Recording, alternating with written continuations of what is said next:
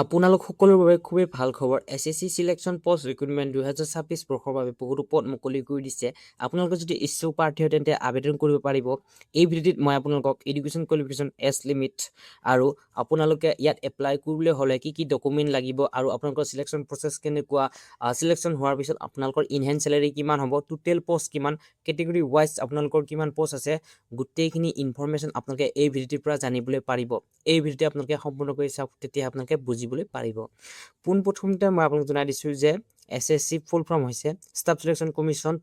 ইয়াৰ যিটো পষ্টত আপোনালোকে দেখিছে চিলেকশ্যন পোষ্ট, আপোনালোকে ইয়াৰ লাষ্ট ডেট হৈছে 4 মে'। আপোনালোকৰ 4 মে'ৰ আগতে আপোনালোকে এপ্লাই কৰিবলৈ লাগিব। ষ্টাফ চিলেকশ্যন কমিশ্যনৰ ফালৰ পৰা বহুতো পদ মুকলি কৰি দিছে। ইয়াত আপোনালোকে 3003টা পোষ্ট দেখিবলৈ পাব আৰু ইয়াত আপোনালোকৰ কেটেগৰী ৱাইজ আৰু ষ্টেট ৱাইজ আপোনালোকৰ ইয়াত ভেকেঞ্চি ডিভাইড কৰা আছে। আপোনালোকৰ ইয়াত মিনিমাম এডুকেশ্যন কোৱালিফিকেশ্যন হ'ব ক্লাছ 10। প্ৰতিটো পোষ্টৰ বাবে আপোনালোকৰ বেলেগ বেলেগকৈ আপোনালোকৰ এডুকেশ্যন কোৱালিফিকেশ্যন লাগিব। ঠিক আছে, মিনিমাম হৈছে আপোনালোকৰ 10 পাছ। 10 পাছ কেণ্ডিডেটসকলে ইয়াত এপ্লাই কৰিবলৈ পাৰিব। 13 এপ্ৰিলৰ পৰা ষ্টাৰ্ট হৈছিলে আৰু আপোনালোকে 4 মে'লৈকে আবেদন কৰিবলৈ পাৰিব। পোষ্টটোৰ নাম হৈছে চিলেকশ্যন পোষ্ট।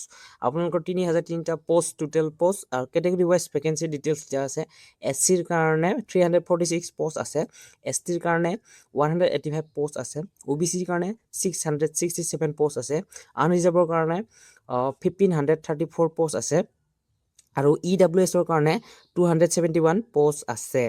আৰু ইয়াত খুবেই প্ৰতিটো কেটেগৰীৰে বহুতো ভাল ভেকেঞ্চি দিছে। আপোনালোকে আনৰিজাৰ্ভত এইকাৰণে বেছি পোষ্ট দেখিছে, আনৰিজাৰ্ভত সকলোৱে হয়। ঠিক আছে, সকলো যিসকলৰ ধৰা হ'ল SC ST তেওঁলোকে অত্যাধিক নম্বৰ উঠাইছে, যিটো তেওঁলোকৰ ST কাট অফৰ ওপৰতো যদি যায় তেন্তে তেওঁলোকক আনৰিজাৰ্ভত ধৰা হয়। সেইবাবে আনৰিজাৰ্ভত বহুতো ভেকেঞ্চি দিয়া হয়।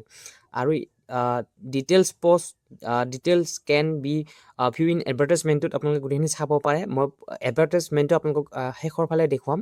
পোনপ্ৰথমতে আপোনালোক মই জনাই দিছোঁ, আপোনালোকে যিটো নেকি আপোনালোকৰ কম্পিউটাৰ বেছ এক্সাম হ'ব, সেইটোৰ কাৰণে আপোনালোকে কোনকেইখন চিটি আপোনালোকে চিলেক্ট কৰিব পাৰে। পোনপ্ৰথম আছে আপোনালোকৰ ইটানগৰ, গুৱাহাটী আছে, ডিব্ৰুগড় আছে, ইম্ফল আছে, শ্বিলং আছে, আইজল আছে, কহিমা আছে, আগৰতলা আছে আপোনালোকৰ, আৰু এনেকুৱা ধৰণৰ বিভিন্ন ধৰণৰ নৰ্থ ইষ্টৰ আপোনালোকে ইয়াত চেণ্টাৰসমূহ দেখিবলৈ পাব। পোনপ্ৰথমতে মই অসমৰ সকলক কৈছোঁ, আৰু যিসকল নিয়াৰেষ্ট চিটি আপোনালোকে সেইখন চাব, সেইখন থ্ৰু দি আপোনালোকে চিলেক্ট কৰিব নিয়াৰেষ্ট চিটিখন।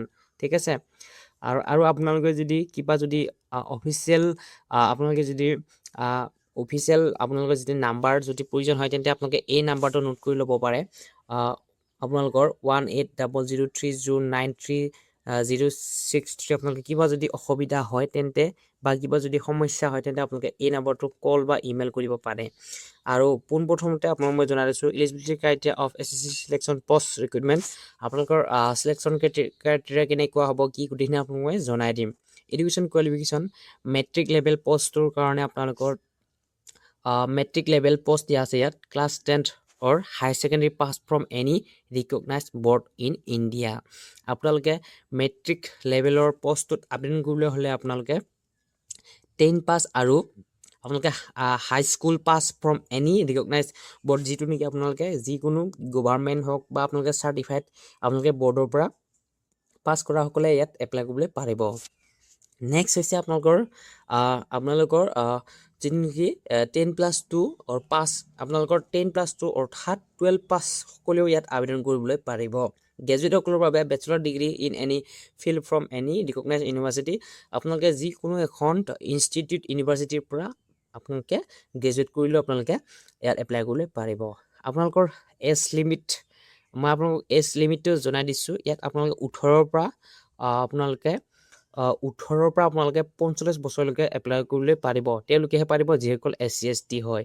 বাকী তেওঁলোকৰ আপোনালোকৰ 35 36 তেনেকৈ হ'ব। ঠিক আছে, মই একজেক্ট আপোনালোকক মই দেখুৱাই দিম, এডভাৰটাইজমেণ্টত আছে গোটেইখিনি ডিটেইলছটো। ঠিক আছে, এজ ৰিলেক্সেশ্যন আপোনালোকে SC ST সকলে 5 years পাব, OBC সকলে 3 years পাব, PWBD সকলে 10 years পাব, PWBD বা OBC 13 years পাব, PWBD SC ST সকলে 15 years পাব আৰু ESM 3 years পাব।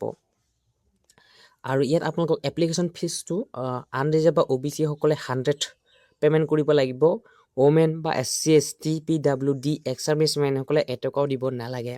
পে'মেণ্ট আপোনালোকৰ মোড হ'ব application fee may be paid online through ভীম UPI net banking by using Visa Mastercard আপোনালোকৰ যিকোনো থ্ৰুদি আপোনালোকে এপ্লাই কৰোঁতে আপোনালোকে পে'মেণ্টটো দিব পাৰে ঠিক আছে। আপোনালোকে ধৰা হ'ল আপোনালোকে সকলোৰে UPI থাকে সেইটোৰ আপোনালোকে থ্ৰুদি পে'মেণ্ট কৰিব পাৰে ঠিক আছে।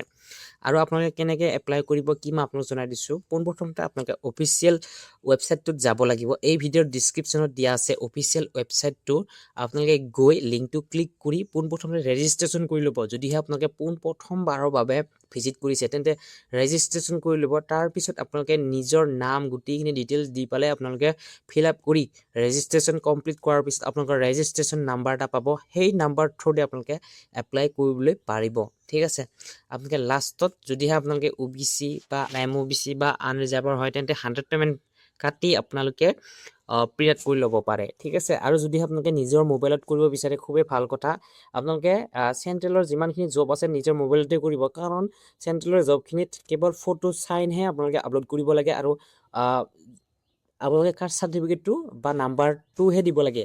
বা কোনোবাটো এনেকুৱা হয় কাষ্ট চাৰ্টিফিকেটটো কেৱল লাগে আৰু চাইন আপোনালোকে ফটোটো লাগে। ঠিক তেনেধৰণে আপোনালোকে মোবাইলতে পাৰিব। অন্য কম্পিউটাৰ শ্বপত যাই পেলাই আপোনালোকে 200 টকা ফিজ হৈ যায় আপোনালোকৰ টোটেল। সেইকাৰণে আপোনালোকে নিজৰ মোবাইলতে কৰি পেলাই আপুনি 100 পে'মেণ্ট ফিজ কাটি বা যিসকল SC ST হয় তেওঁলোকে এটকাও নিদিয়াকৈ নিজৰ মোবাইলতে এপ্লাই কৰিবলৈ পাৰে ঠিক আছে। কেনেধৰণে কৰিব মই নেক্সট ভিডিঅ'ত দি আছোঁ ঠিক আছে। নেক্সট ভিডিঅ'ত আপোনালোকক মই আপলোড কৰি দিম সেই ভিডিঅ'টোৰ পৰা আপোনালোকে চাই মেলি এপ্লাই কৰিবলৈ পাৰিব। পুনৰবাৰ কৈ দিছোঁ ইয়াত আপোনালোকৰ 13 এপ্ৰিলৰ পৰা ষ্টাৰ্ট হৈছে আৰু 4 মে'লৈকে আপোনালোকে ইয়াৰ লাষ্ট ডেট হ'ব। 4 মে'লৈকে এপ্লাই কৰিবলৈ পাৰিব। আৰু ইয়াত আপোনালোকৰ কম্পিউটাৰ বেছ ইয়াত দিয়া আছে জুনত আপোনালোকৰ টেণ্টেটিভ, কিন্তু হ'লেও এইটো বেছিখিনিয়ে পচিবল হয় জুনতে আপোনালোকে জুন বা জুলাইত আপোনালোকৰ এক্সামটো হ'ব ঠিক আছে, অনুষ্ঠিত কৰিব। আৰু আপোনালোকক মই জনাই দিছোঁ যদিহে আপোনালোকে SSC হওক বা ADRE হওক বা আপোনালোকে APSC লেভেলৰ হওক বা আপোনালোকে যিকোনো ইণ্ডিয়াৰ বা অসমৰ কম্পিটিটিভ এক্সামৰ কাৰণে যদি আপোনালোকে প্ৰিপেৰেশ্যন কৰি আছে তেন্তে আপোনালোকক মই কেইখনমান বুক প্ৰিফাৰেঞ্চ দিওঁ। সেইকেইখন যদি আপোনালোকে বুক বাই কৰি পঢ়ে তেন্তে মই আপোনালোকক 90% চিয়'ৰ কৰি দিছোঁ যদিহে আপোনালোকে ভালকৈ পঢ়ে সেইকেইখন কিতাপৰ উপৰিও অন্য কিতাপ আপোনালোকে চাবলৈ কোনো প্ৰয়োজন নহ'ব ঠিক আছে। মই সেইখন কিতাপ আপোনালোকক জনাই দিছোঁ।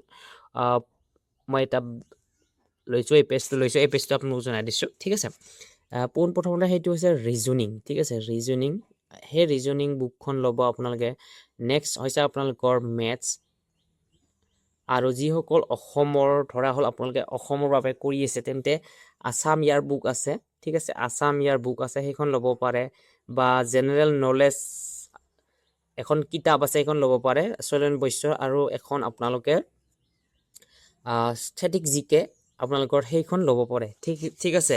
সেইকেইখন কিতাপ মই এই ভিডিঅ'ৰ ডিছক্ৰিপশ্যনত প্ৰডাক্ট লিংক কৰি দিছোঁ। আপোনালোকে সেই কিতাপকেইখন বাই কৰি ল'ব পাৰে। আপোনালোকে পোনপ্ৰথমে চাব কিমান দাম কি গোটেইখিনি চাই মেলি অতি কম মূল্যৰ কিতাপ হয়, কিন্তু ৰিজনিংখন আৰু আপোনালোকৰ যিখন মেথছ হয় সেইখন RS আগৰৱালৰ হয়।